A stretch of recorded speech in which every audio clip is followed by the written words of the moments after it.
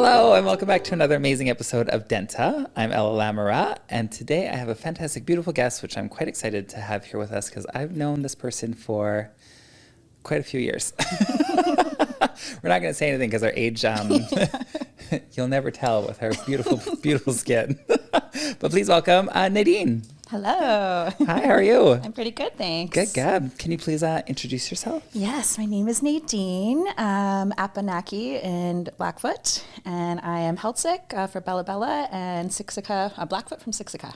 Nice. Mm-hmm. Amazing. Welcome. I'm quite excited that you're here. Thank you. So before we get started, I'd say that we've known each other for a long time. It's probably close to like 14 or so years now, right? Yeah, I think so. Yeah. And that we both come from a performance background. Well, I shouldn't say from a performance background. I just started performing at that time when I met you around the same time. Yeah. And I couldn't remember, I was trying to place it, if you were part of the Neon Kittens or was it just Forbidden Fruit? I started out with Neon Kittens. Yeah. Yeah, that was my first burlesque kind of experience. Yeah. And you loved it? Yeah. Oh, it was so fun. Oh my gosh. Seems like forever ago, but that was such a fun forever show. ago. And we did a bunch actually with that group. It was so much fun. It was great. Yeah. And I remember there was this girl that wanted to sit on cupcakes and she's like, I don't know if I can. It's too avant-garde. And I was like, you're just sitting on cupcakes. You're fine. You'll be fine. Yeah, you'll be fine. And then you started with Forbidden Fruit, right? Yeah, I was Forbidden Fruit. And then also with Cosmic, I did a lot of circus stuff with that crew. That's right. Yeah. Yeah. But I was trying to think, like, was Forbidden Fruit, was that burlesque or like more heel dance? It started out kind of with a burlesque feel. I think I was calling it was like nouveau burlesque or like a newer burlesque modernized version, which kind of evolved into more all styles of dance. So we did a lot of contemporary, a lot of jazz, hip hop, heels, and circus kind of all in one. Nice. I remember watching your videos on Facebook because you showed like little clips of your dances. Like, that's so cool. Yeah. And I'd be like teetering on my heels. Okay. So fun. Yeah, it was so much fun. Loved it. So does like your culture take any inspiration from your dancing? Do you ever incorporate that back in the day? Like when I you do. Yeah. I don't really do a lot of it through my heels or Forbidden Fruit necessarily, but I've done a lot of, in Vancouver I did some more work, like I toured with Inez, she was from Chilliwack. Back in the day we did the Aboriginal People's Music Awards, and that was actually my first professional gig I did when I was 19, and we toured across Canada, and that's it was cool. a really, really neat experience, and I've got to backup dance for Taboo and the Black Eyed Peas, and in Vancouver I have way more opportunities in that sense, which is really fun. Sure, we don't have a lot here. Yeah. We have to make our own opportunities. We don't have a lot here at all. I was fun though. Snotty Nose and DJ Cookham came out recently, and I got to hang out with them and see them and that whole crew. Yeah, they were here like a few weekends ago, right? Yeah, I think, or about a month ago. Maybe a month ago. I remember seeing them when I was out of town. I really wanted to see Snotty Nose Red Kids. I just always, like, every time I see someone wearing turquoise, I'm like, got that turquoise on my wrist. Yeah, I miss that from Vancouver. That was a whole community that I really, really loved being a part of. Were you part of, because we met through Danny Lyon, just put that out there, which is a mutual friend of ours. Yeah. Does she still do that music festival, like Indigenous music festival across the lake? I'm not entirely sure. I haven't heard about it in the last couple of years, but maybe. Yeah. I'm not sure. Maybe the pandemic had something to do with it. Yeah, it probably did. I was trying to think if they were there for it, because I remember DJ Cookham was here for the first year. Oh, yeah. Yeah, she was. Yeah. Love her. She's a good friend of mine, too. So she always hires me for a lot of different gigs that she's done, and we always have so much fun together. Something new. She's like, call Nadine. Yeah. You're like, I'm ready. Let's go. Yeah, every time. All right. And then let's talk about where you're from. You said that you're from two areas. Yeah. So I'm coastal and prairies. Yeah. So my dad is from Bella Bella. So that's the Heiltsuk side of me. And that's way up on the coast, closer to like Prince Rupert area. Mm-hmm. It's a 12-hour ferry ride from Port Hardy. I've lived there until I was 7 on the reserve. It's a small reserve of 1,200 people. There's 3 streets. So everyone knows everyone. One general store. Oh yeah, it's absolutely stunning. Yeah. It's one of the most beautiful places I've ever been to, and grew up fishing with my dad, and all my family hunts and just lives off the land, and it's just I've never felt more connected to land in my whole entire life. Every time I go home, I just go to the ocean and I sit there and cry for like 30 minutes, and I have no idea what I'm crying about, but I'm like, gotta let it out. Take it out. Do you like since you grew up that when you were younger, do you find that you took advantage of it when you were younger, didn't appreciate it, but now when you go back, you're like, I lived in paradise? Absolutely. Because I think a lot of the mindset there, because it's so small, is everyone's trying to get off the rock. That's always like, there's not a lot of opportunities other than what we have within our culture. And, we're finding a lot of that, reclaiming it. So that was amazing. As a kid, I got to learn the language when I was younger. I can't speak it now, but I remember that being a really, really important moment for me when I was younger. And so I kind of grew up thinking that I just wanted to not be there, All I ever wanted to do was be on the boat fishing with my dad. That was my favorite thing to do while I was up there. And if I couldn't do that, I was like bored and whatnot. So now as an adult, I'm like, wow, I'm so privileged to be able to grow up in such like I'm going to come back for a visit. Beautiful nature. Love that. Yeah. And then it's like I also grew up in the northern Yukon, where living off the land and everything was just a beautiful situation. I thought it was fantastic. I hated it when I was younger. Yeah. Because once again, I just wanted to get away. I wanted to be like somewhere else. Yeah. And now that I think back on it, it's like I lived a fantastic life because once again, lived off the land. Yeah. We did our fishing camps in the summer.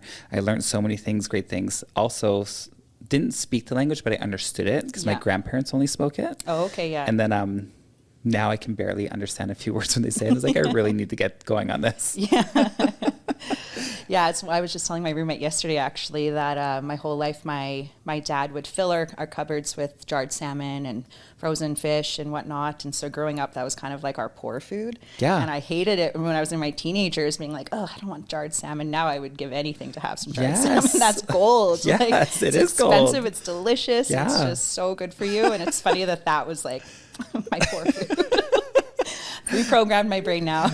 Yeah, literally. Yeah. I was like, I had the same thing. My parents will send me up like a 12 thing of whatever that's called, a flat of salmon. I don't know. A case. A case. There we go. And like it's so good. But I remember when I was younger, I'd be like, salmon again. Yeah. My parents would be like, you should be lucky. Salmon sandwiches. Yeah, exactly. So funny. So funny. And then I was talking with this person earlier, and my mother sewed and bead. And then I were talking about how I took it for granted that I had those every year, or a different one every year. Or they make beadwork, or one winter I wanted an owl. The next one I wanted a wolf. And she would just make it. Wow. And then like now when I think about how lucky I was to be able to have someone make these things, I took it for granted. Yeah, absolutely. God, we're just stupid kids when we're younger, So the true. world revolved around us. So true. All right. I want to talk a bit more about, you mentioned more about your culture growing up where you were.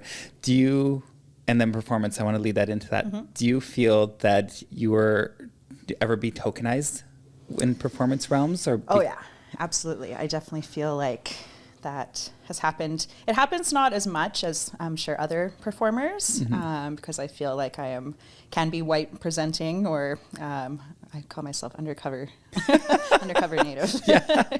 Until the summer hits and you get your deep tan. Yeah, exactly. But yeah, definitely that's been a thing for sure, being tokenized or yeah. You're like, that's it.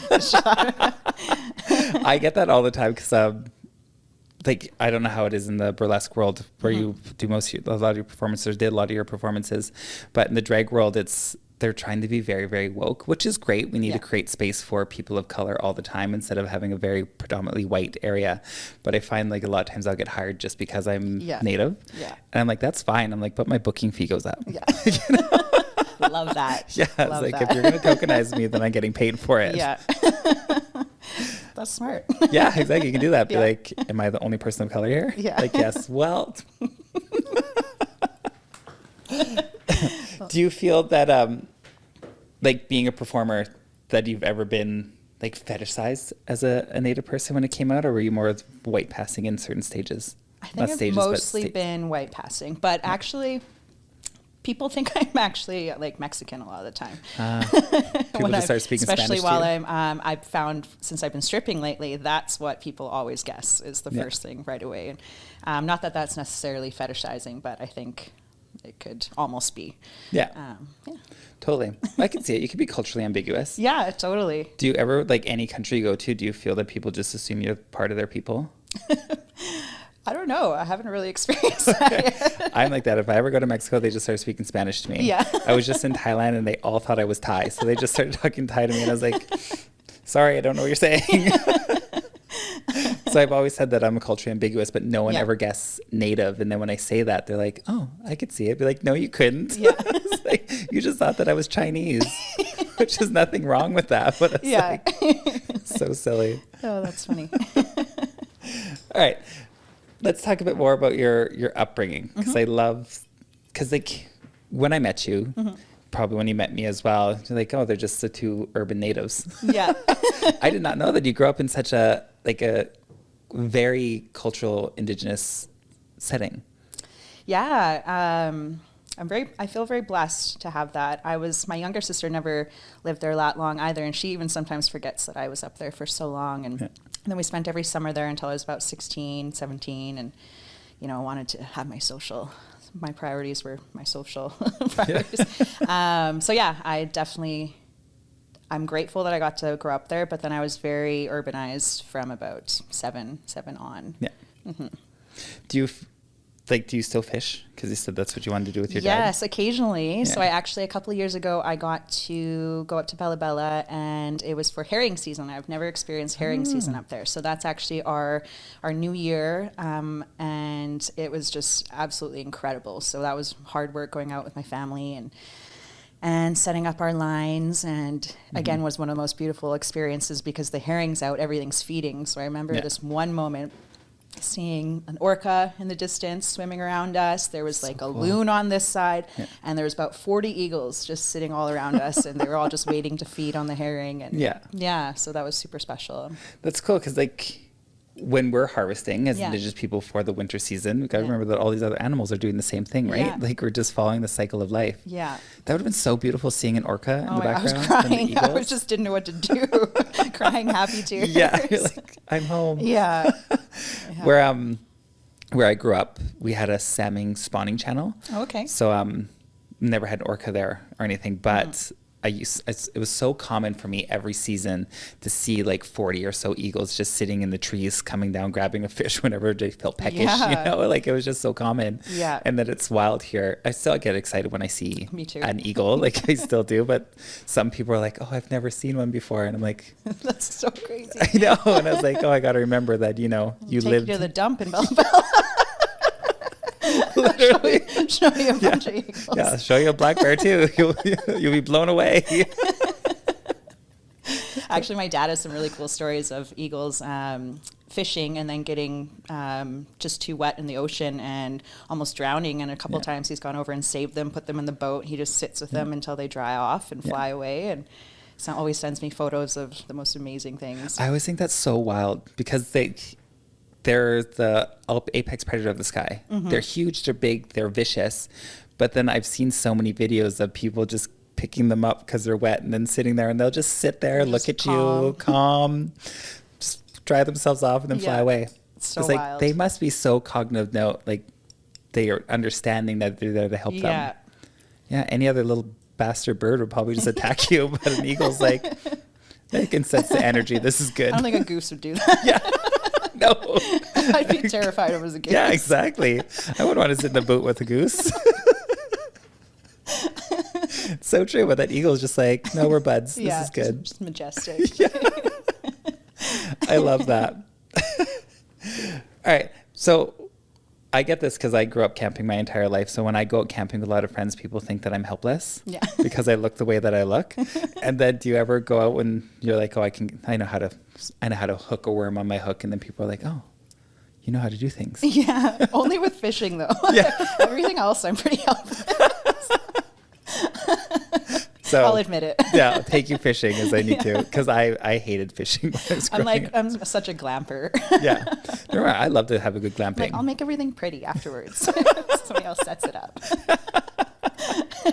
See, if I go camping, I want to go camping with someone that has everything. Yeah. So then I just need to set up my tent and then everything else is there. I think that's the best thing to do. If I have to prepare everything, or I have to go camping with someone that likes to cook. Yes. I will do the dishes. You're speaking my language. I do like, not cook. No, neither do I. I'm traumatized in the cooking area. I need someone to cook for me. Can clean really well. Oh, me too. That is where I make a difference. Yeah. Except for if you get canned salmon, then you're good to go. Yeah. Yeah. I can do a salmon sandwich. I can do all the res entrees. Katie and hot dogs. Yeah. Do salmon sandwiches. Yeah. What else is that? What else is there? Soup. Yeah. Hamburger soup or hangover soup. Hangover soup, yeah. I made that last year with my grandma. Oh, nice. I can do bannock. Can you? Yeah. Oh, we were just talking about bannock earlier, and I fuck it up every single time. And it's like, I don't know how when it's 3 ingredients. You know, it's like, how do I mess it up? I messed it up for my first time. Yeah, but this wasn't my first time. I've done it multiple times and it doesn't turn out. But also, where I'm from, we do it different, where we oven bake it. I actually prefer it that way. So do I. I think it's like it doesn't fluffy. hurt my stomach as much. Yeah. It's not good for us. No, it's just flour and salt. It's heavy. Yeah. So good though. It was so good. Indian Especially fresh out taco. of the oven. Yeah, Indian taco, exactly. So good. So do you oven bake or do you deep fry? Not deep fry. I do it both with my grandma. Nice. Yeah. Does your grandma live around here? No, she is in Siksika in Alberta. Nice. Yeah. And that's so where you said where you're... we went to. I go to Sundance. Nice. Yeah. Would you like to talk a little bit about Sundance? Yeah, I'd love that's it. to. Yeah, I went last year was my first time attending, and my family runs the whole. I think it's about 3 to 4 weeks long. Basically, they do the Stampede because they run the Indian village there and teach about Blackfoot culture and set up a teepee and whatnot. And then right after that, they go over and set up for Sundance. And so last year, I was there for 2 full weeks. I brought my stepmom and my sister, my nephew I met there. Actually, we all traveled together, and it was just so incredible. We sit in the teepees every single night. We'd have the fire going in the evenings, and then part of the ceremony is we have a lot of songs throughout the evening. So some of the dancers will basically go around the camp and sing their songs. And so about, I'd say 12:30, 1 o'clock every night, I'd kind of wake up in the teepee and just be hearing the songs in the background and then fall back asleep. And that was just like one of the most magical experiences of my life. And because it's on the plains as well, right? Yeah, so probably it's have right in clear Alberta. skies up there. Oh, it was absolutely amazing. And we have 2 family teepees there, which was really cool to see because I haven't seen our second one. That was set up last year, and just to watch what we do for ceremony and to pray and know that we're going to be protected for the whole year after that. And one of my favorite parts was the servitude that was involved in it. In our culture, we never really had a need for feminism or anything because the women in our culture are held as the highest, most sacred part of our culture. And so with that, the dynamics are actually just incredible, the way they work. All of the women would cook and feed the elders and the men, but never once did I ever feel like I had to do it, and nobody asked us to do it. It was just very well received, and the men had their place within everything, and that dynamic was just really healthy and really pure to witness. And because I don't cook, that was a big part for me. And my grandma heard that I don't cook. Out of all my siblings, I'm just like, get over here. Yeah, and she forced me. She was like, "You're going to be in this teepee with me. We're cooking all day today, and you're going to do the flank." And I was like, "No." I was so nervous, but that made me just want to do it more and more. And she really sat me down and talked about how feeding our community is a big part of our culture, and that I need to do that more. And it kind of gave me the inspiration that I needed to start doing that with intention, Yeah, definitely. And is Sundance, is it like a cultural camp, so it's a bunch of families get together, or is it open to other people? It's a lot of our families from our reserve get together and do it, but it is open to different communities. I believe that every community has their own. So, because there's 4 different types of Blackfoot people, and so in every area there's usually a different one held. And so my grandpa usually travels to a couple of them throughout the summer. Nice. Yeah. That sounds beautiful. I would love that. Oh, it was. I feel like it was what I was always searching for within music festivals and the festival life and the community. The community. That was kind of what I was searching for that I never had, or even the cultural experiences of just wanting to learn. Yeah. Yeah, it's very different than festivals. Festivals does Very have their own different. sense of community, but it's also all individualistic because everyone's Absolutely. there for their own little purpose. Yeah. Whereas like these cultural camps or these cultural settings like Yeah. Sundance, everyone's there Yeah. for like the same reason, the same purpose of building community or being together. And part of what I really found interesting was I've always been taught that we go community, our family, and then ourselves, whereas in the Western culture, we do it backwards, basically. And that being said, I got to witness that through the servitude and through the ceremony and just coming together as a community. Everybody was taken care of. And because like nobody had to ask for help, it was just the more you help each other, everybody is taken care of. And there's no need for anything. And or if there was a need for more support, I feel like if I was in a need for support in that moment, I would have been so taken care of. Like there was this anxiety that was just gone from my body. For the first time, I felt like my nervous system was reset my whole entire life, just for those 2 weeks of like, I'm safe and no matter what happens to me, I'll be taken care of. And it's just like an incredible feeling. I bet you're excited to go back this year. Oh my goodness. I'm counting down the days. Counting down the days. It's so good. You mentioned the servitude, which it's so big in Indigenous culture because like where growing up where I did, we would have a fish camp every year that my parents would always put on. And then we would, it's kind of like your herring thing, but we'd set our net, catch fish throughout the year, can it, and then give it all to the elders throughout the winter so they'd have it. But then we would set up base camp and all these other families would come to our camp, set up their tents for a week or so to get their fish and then they'd leave. So it was us as the base camp. And then I remember when I was younger, because this was our holiday, but it was like a working holiday. So me being a young person being like, oh my God, we're going on this again. Like it's so much work. But now that I got older and then I went back as an adult to help the community, I was like, we were actually doing amazing things. And here I was just a little bitchy kid being like, I just want to swim. Why have to gut fish again? So like, it's just the perspective that you can have as an adult. 100%. That Sundance sounds so cool. Oh yeah. I need to find something like that. I mean, I do have it up north, but that's in Yukon. If I was driving, that's like 3 days. Yeah, that is quite the journey. Well, if you ever want to go. There we go. Just jump on in. You just come in. Oh, where in Alberta? I might be in, I go to Stampede. Well, I performed at Stampede last year, which was a lot of fun. I didn't know that your family does the teepee section, like the native part with the Blackfoot? Yeah, they always have. I'm not sure if they're necessarily doing it this year. I'd have to ask them, but I know that they have in the past for quite some time. Yeah, and it's such an informative area. What I really didn't like when I went there last year is that there wasn't a lot of people over there. Oh, yeah. Everyone else was, watching the horses. But I will admit, I loved watching the native races in the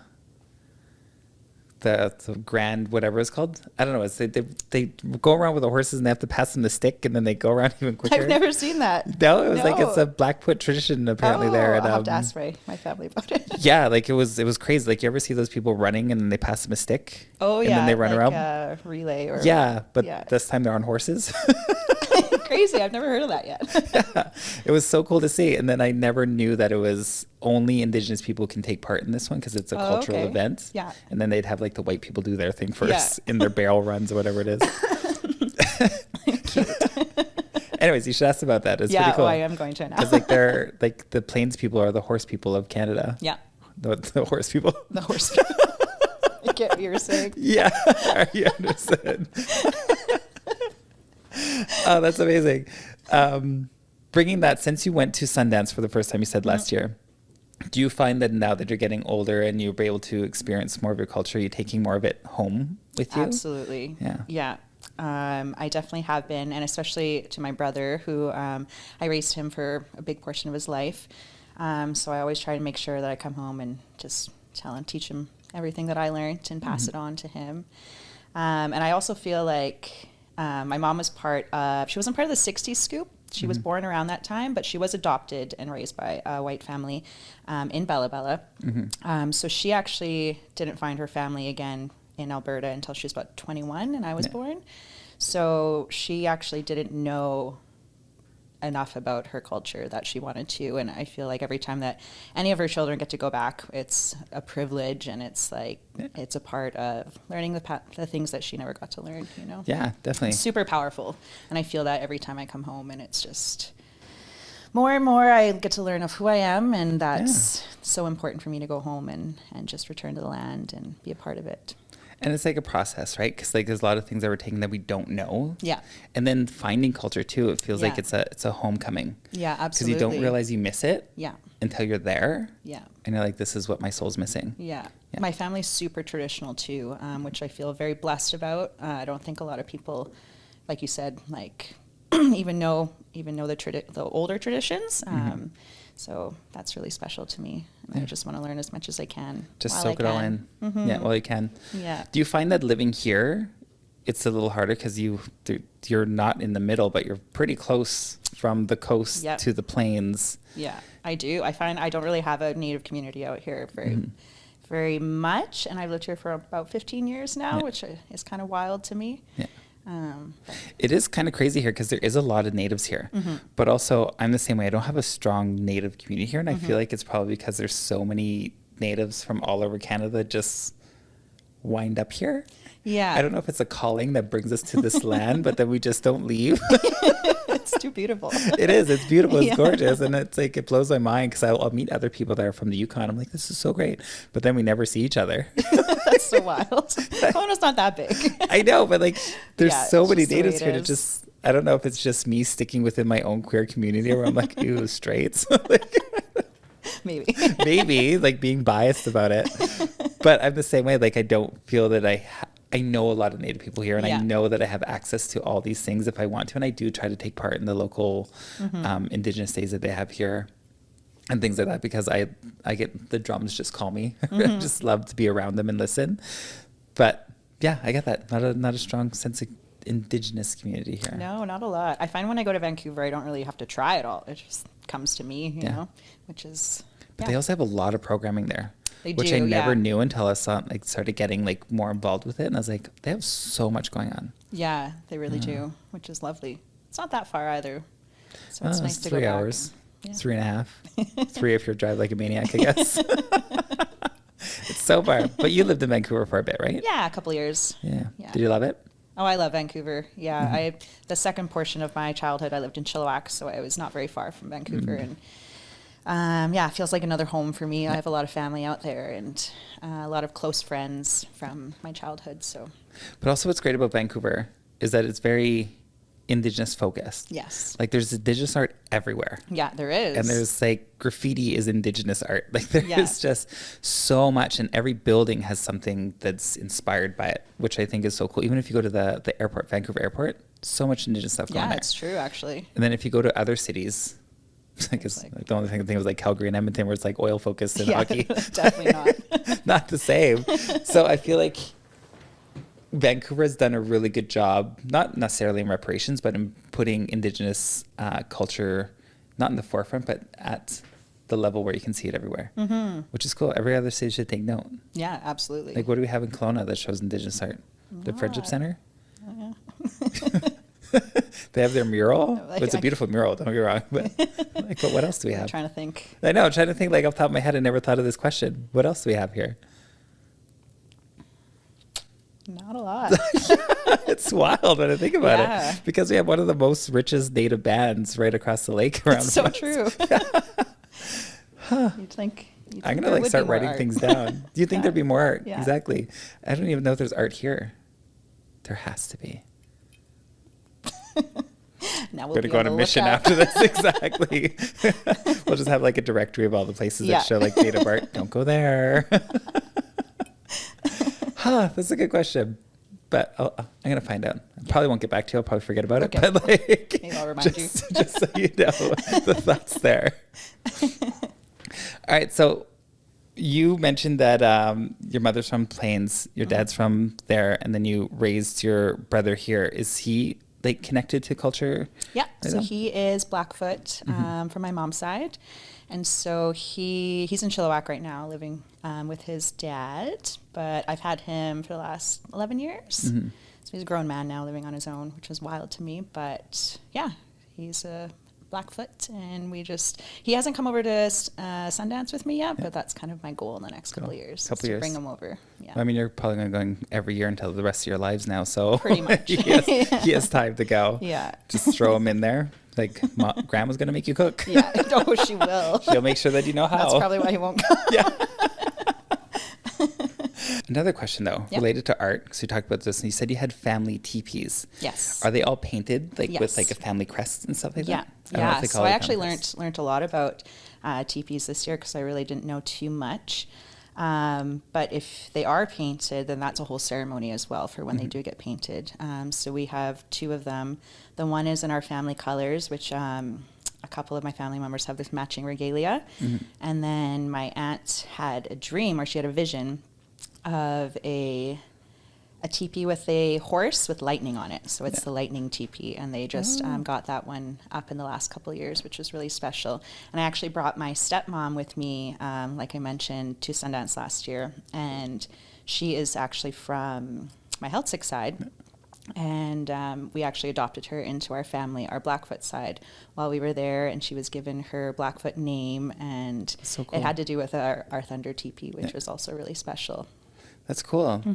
Are most of the teepees painted there, or do they have to go? No. Oh, I think only a few of them this year were painted. It was a way smaller ceremony this year than it usually is. That's cool that you have to go through a ceremony and then the teepees tell the story of your family. That's so neat. So special. And I learned, so my name is Abenaki, which is butterfly woman in Blackfoot. And I learned, I was given that name. My uncle said that he sees me as the protector of our family because I took on my brother. And I'm a fancy dancer, so that's imitating like the butterfly. And I really had a strong butterfly connection to my mom when she passed.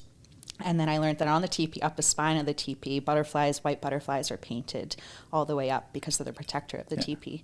So after I was given my name, I told my dad that, and the next morning in Bella Bella, so he's not even with us, but he was sitting in his home, and he woke up and there were tiny little white butterflies all over his house and all over his lawn and in his car. And he was like, "What did you do?" Because he's never really seen them in his house like that ever. I thought that was really special. And then I also told my ex-husband same night, and he was like, "That's so wild," because I was just praying in my room and opened my eyes at the end of my prayer, and there was one tiny little white butterfly just sitting in the middle of his window. It's like so many cool special moments after I was gifted that name. That's amazing. It's just like telling all your loved ones around you that it said you've been named. Yeah. Which is so cool. Yeah. And that's Abenaki? Yeah. That's so pretty. And that's Apani is butterfly, and then Abenaki is butterfly woman. Butterfly woman. Kind of makes sense for you. Yeah, it does. Because you're very vibrant and you're always moving. Yeah, I am like a butterfly. Like a butterfly. And with my name, I was given 4 stories that kind of encompass my name. I won't get into them right now because they're very in detail, but one of them, some of the story I was passed down was a lot of the luck that my uncle had from his dance career. So he's a world champion powwow dancer. Most of my family is actually they're absolutely incredible when it comes to dance. So I was born from a family of dancers, and makes sense why I am who I am. And part of that, he actually was competing in the men's category since he was about 12. And he does traditional style rather than the new age style. And I've never seen him ever not get first place. And he's a legend around the communities, and he actually used to tour around BC to all the elementary schools and do a performance. And I remember every single year being in Chilliwack, I'd tell everyone, "Oh, my uncle's coming," and my classmates would be like, "You're lying, you're not native." And they wouldn't believe me until my uncle would perform, and then he'd call me up at the end. Like, "I just want to bring my nieces up," and I'd be like, "Haha, in your face." Yeah, he's done a lot of really cool things over time, and so that was really special that he gifted me a lot of his dance luck. Nice. That's fantastic. Yeah. And then you mentioned that you're a fancy dancer. Yes. And I noticed that you're wearing jingles in your ear as well. Yeah. Can you tell us a bit of difference between the jingle dance and the fancy dance? Yeah. So jingle dance is a very medicinal dance. It was, from what I understand, it came to a man in his dreams because his daughter was sick, and he dreamt of this dress that was going to heal her, and something along those lines. So there's a jingle on every and jingle for each day on the dress. So there's 365 jingles. And when you dance that dance, you're supposed to think of healing energy and anybody that you need to pray for. And it's just very medicinal. Yeah. Whereas fancy dance is a lot like a butterfly. So it's very powerful and vibrant and fluttery, very almost like show-offy. Yeah. I don't know. There's probably a better word for that. But just lots of energy, very like powerful and fast. Yeah, a lot of movements. Lots of footwork. Hands going everywhere to throw the tassels. Yeah. Fringe. It's very, so I was gifted when I was younger, fancy dance. My middle sister was gifted jingle dance, and then my youngest sister was gifted traditional, which is actually very suiting for our personalities. Wow, they just knew that before you even started dancing. Yeah, we had a whole coming out ceremony actually, because my families would run the powwows in Chilliwack, both sides of my family. And yeah, we had a whole ceremony when we were kids for all three of us to come out and be given those dance styles. Mm-hmm. Have you ever competed in fancy dance anywhere? Or I haven't, no. It's actually been quite a while since I've had a regalia and done it since I was about 15. Well, now you're going back to Sundance. Yeah. We don't do a lot of powwow dancing there. It's more just ceremony. And singing? Which I didn't. I actually was expecting more powwow dancing, but it wasn't the case. Amazing. Mm-hmm. Would you ever want to take up fancy dancing again? Absolutely. I do see that in my future, but a regalia is super expensive and very, I want to start. I've started slowly putting some things together. I have my moccasins, and been talking to my grandma and my auntie about it, and I want to learn how to make some of it myself too. That makes sense. My sister did a lot of that for herself, which I kind of want to follow in her footsteps. Because like the fancy dance, you have, I shouldn't say, I only know a few, I've seen a few, but some of them has like a shawl. A shawl, right? yeah. Yeah, that's...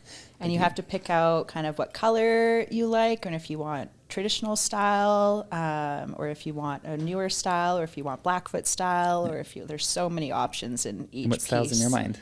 I want more traditional. Yeah. I like sparkles. So I think I want like gold and purple. Yeah, that'd be amazing. Yeah, it's very me. Yeah, very you for sure.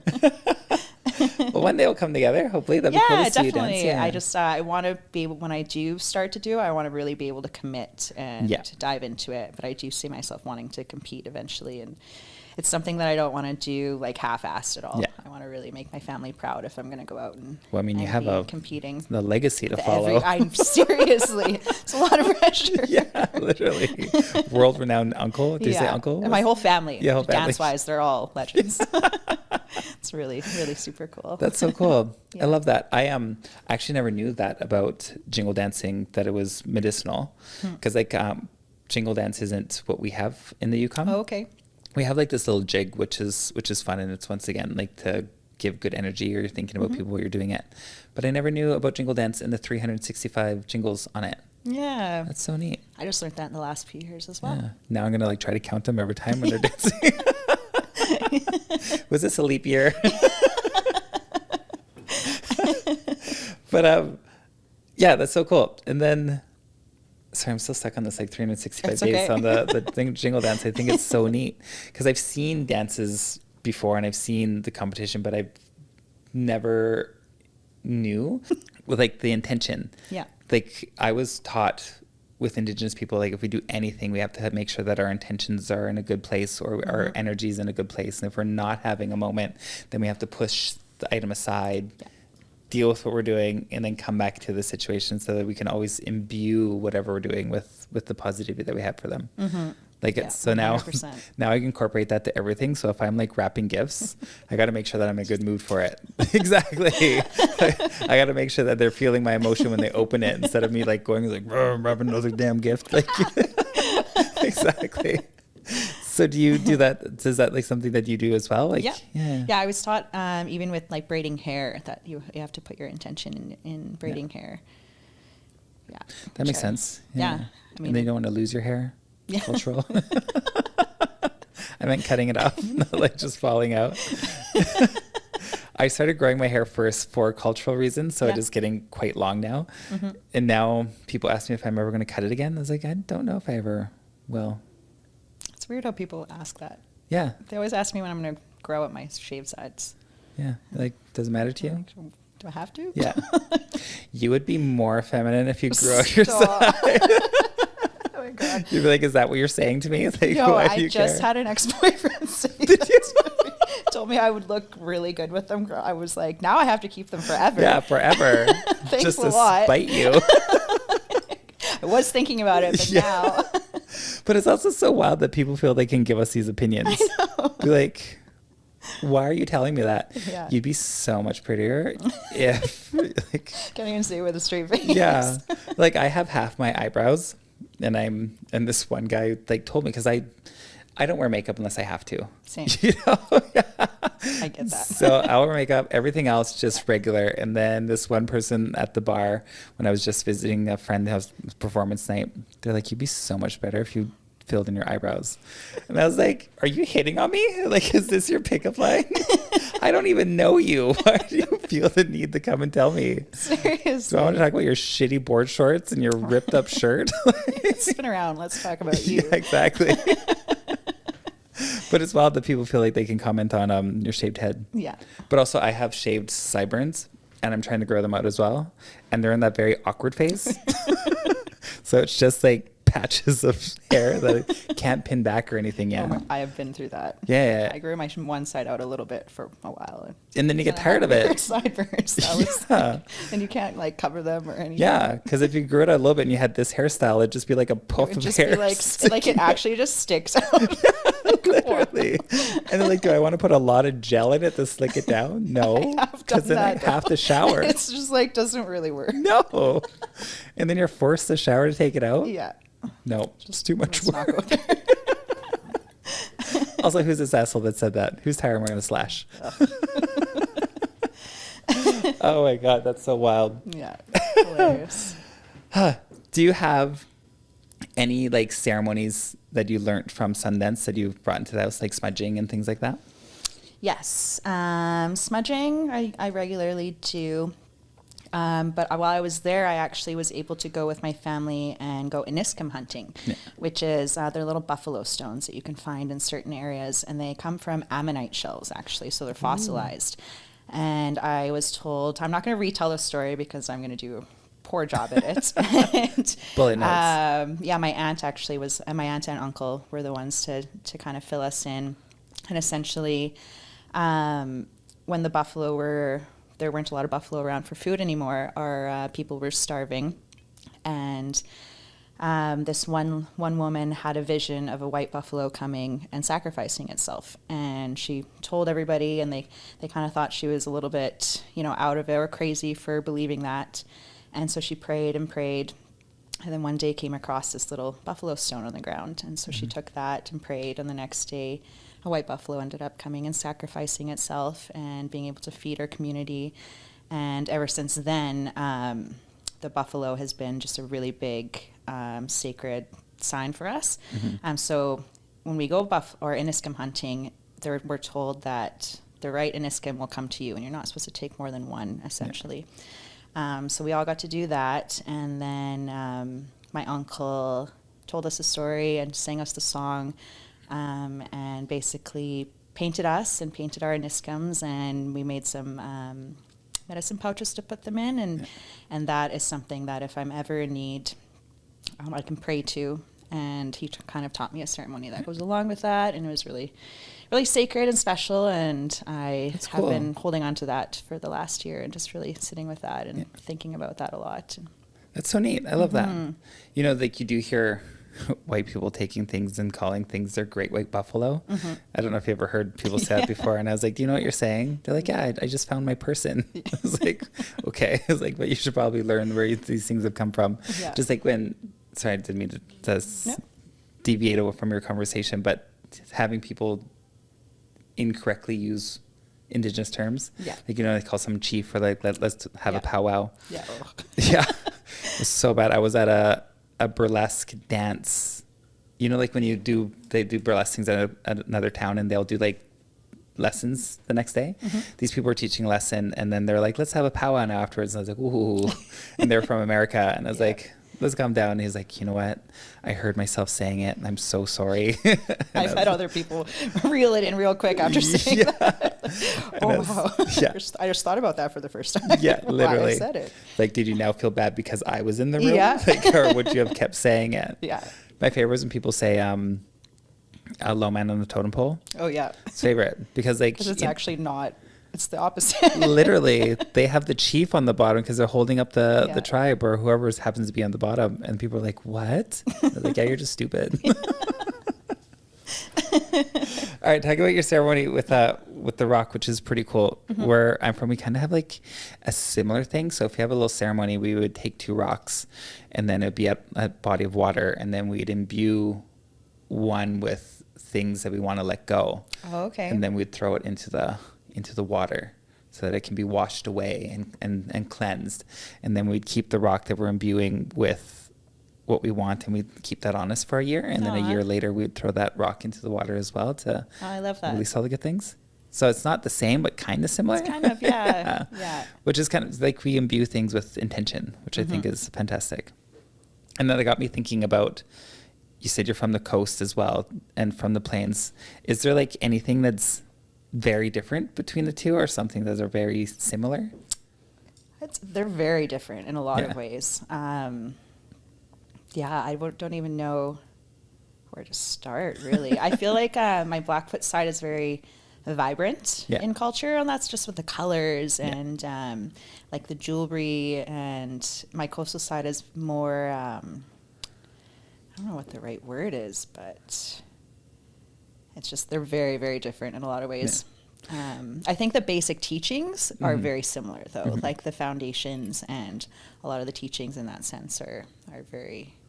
I feel like across Canada, all the teachings are very similar as well. Like, you know, treat your neighbor good, respect people, like take care of your elders, listen to your elders. It's like the 7 grandfathers, a lot of times I think is pretty cool, 7 teachings, which is fantastic. I don't know, when I think of the plains and I think of the coastal things, I do think of the plains as being more vibrant, or anyone that's nomadic. Yeah. Because you had to travel with the seasons, or you had to travel with the flow of food, where you had to fish camp, where you're following the herds. And then the coastal people, they're able to stay in one spot. Yeah. So they're more grounded. They don't have to go far because they have the mountains to get what they need. Then they have the ocean right here. Yeah. So I feel like one has more of like a steadfast feeling, and the other one has like a constant moving feeling. Yeah, that's a good way of explaining it for sure. That's where my mind is. I like that. All right, Nadine, I had such a great time conversing with you. I feel like I've learned so much about you, because once again, I've only known you in a performance setting. And if we do see each other, it's either at one of each other's shows or we're in the show together. True. So it's just like a lot of work.